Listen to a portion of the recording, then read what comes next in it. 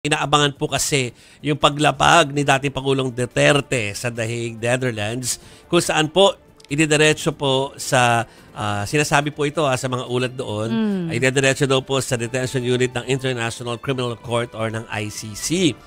Base po sa flightradar.com, madaling araw po mamaya rito sa Pilipinas, darating doon ang dating Pangulo.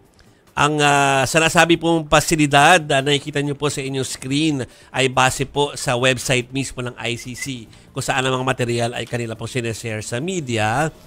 Meron pong library, basketball court, medical facilities at visiting area kung saan balaya po makakakilos ang mga nasa sakdal o kaya ay nililitis yung mga kaso at may access pa po siya sa computer para pag-aralan po ang kanila pong depensa. Pero walang internet mga kapatid. Oo. Pagdating po sa ICC ay dadaan naman si Duterte sa pre-trial chamber kung saan ipapaalam sa kanya ang mga kasong hinaharap at ang karapatan niyang humiling ng pansamantalang paglaya. So may possibility na merong may remedyo. Oo, may remedyo. Oo. Wala pa pong tiyak na timeline kung gaano katagal ang pre-trial na ito, pero oras po na matapos ay magsisimula ng aktual na paglilitis sa The Hague.